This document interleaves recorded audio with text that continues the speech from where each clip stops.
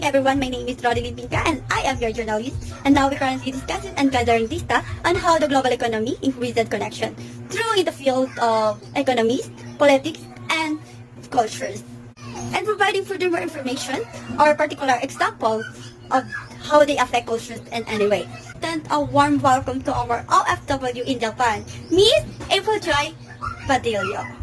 Good day, Ms. Pinka. I am April Joy Padilla, the representative of Japan. So, globalization of Japanese economy has so far involved expanding export, imports, and foreign production. The globalization of the future will likely involve an increased presence in Japan of companies from other countries. Japan is the second largest economy in the world. Its GDP crossed the $5 trillion mark in 2019. Strong cooperation between government and industry and advanced technological know-how have built Japan's manufacturing and export-oriented economy.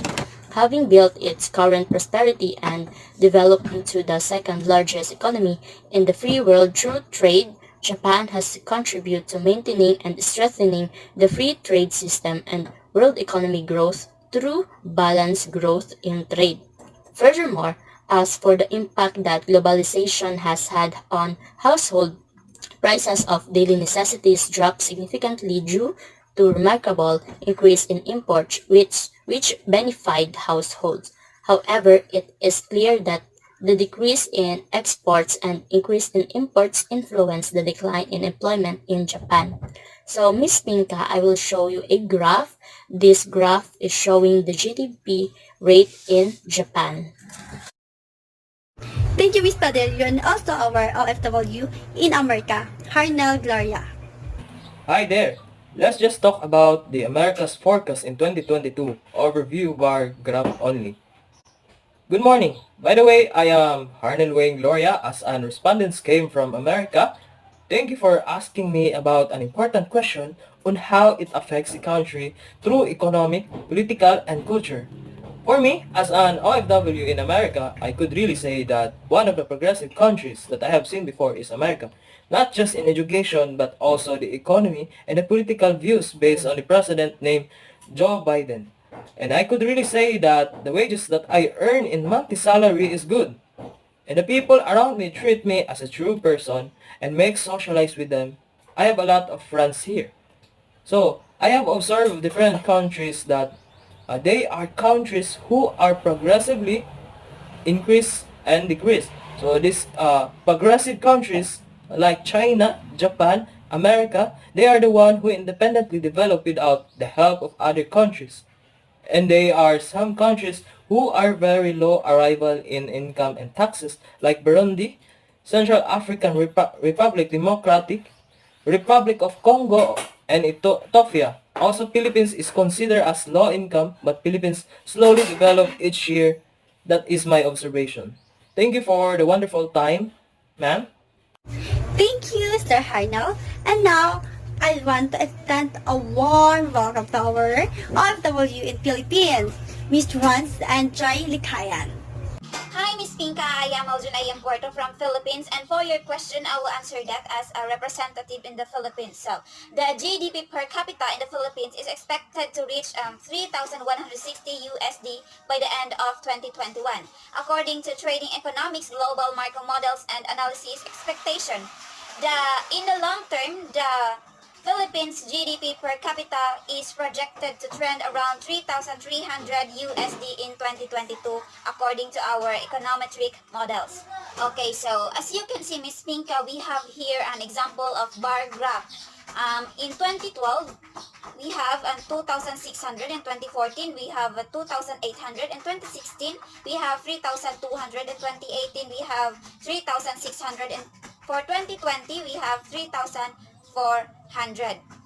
So that the globalization is a multi-dimensional phenomenon that encompasses not only for economic components but also cultural and ideological, political, and similar other facets. Consequently, globalization has been addressed from the point of view of economics, social science, politics, and international relations, and has been subject to endless debates in various disciplines. So, nonetheless, globalization effects are rarely addressed as a determinant that impacts societies and their cultures. Oh, hello, Miss Pika. I am Beverly Joyce Licayan and from Philippines. So that is your question, and I will answer that as a representative of the Philippines. So the Philippines has seen its economy grow rapidly since the 2000s, but the country still remains a developing economy with an average per capita income for lower than developed countries. The country economy has become increasingly reliant on services, which now make up more than 61% of its GDP.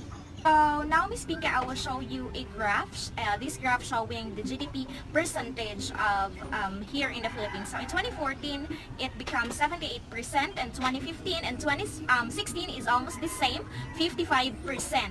And for 2017 and up to 2022, every year it increases, as you can see on the graph. So this graph, it is an evidence and it suggests that globalization has a positive effect on the country's economic growth and employment. In particular, trade openness and foreign portfolio flows have contributed to a higher per capita GDP growth in the Philippines. So the following the implementation of FX liberation reforms. So in long term, the Philippines GDP, or the gross domestic products, is projected to trend around 379 USD billion in 2022 according to our economic models. Thank you, Ms. Franz and Joy Licayan, for giving more thought to this topic and also of our OFW. So, we proceed to the mean, median, and mode. What is the mean? Mean in mathematics, a quantity with the value between the x-ray members of the set. There are several types of mean, and the process of determining a mean is determined by the connection known or presumed to govern the other members. How to find the mean? So we have a 3-step to find the mean. So first is add up all data value to get the sum. Second is count the numbers of values in your data set. And the lastly is divided the sum by the count. So I will give more example about this to apply this 3-step. So here the example, the Japan's report according to Ms. Basilio. So we have a 2016, 2018, 2020, 2020 survey. So this all number, we apply the first step is add up all the data values to get sum.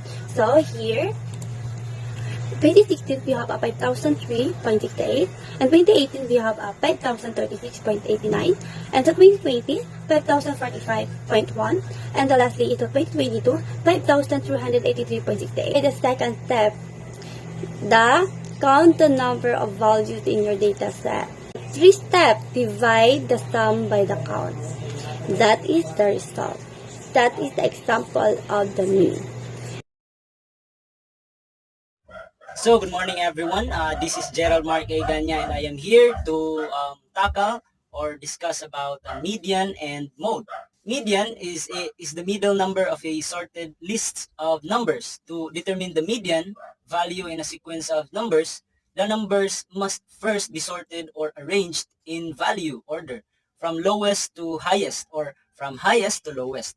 The median can be used to determine an approximate average or mean, but is not to be confused but the actual mean. For example, a solution 2016, 2017, 2018, 19, 20, 21, and 22. Therefore, the median is equals to number of set plus 1 divided by 2 is equals to 4th score. So the median is equals to 2019. So that is the median, for example. Now, let's talk about mode. Well, the mode is the value that appears most frequently in the data set. A set of that data may have one mode, more than one mode, or no mode at all. Other popular measures of central tendency could include the mean, or the average of the set, and the median, the middle value in a set. The most frequent number that is the number that occur the highest number of times. For say, for example, the mode of 424,322 is 2 because it occurs 3 times, which is more than any other number. So that would be all. Thank you everyone, and thank you for listening.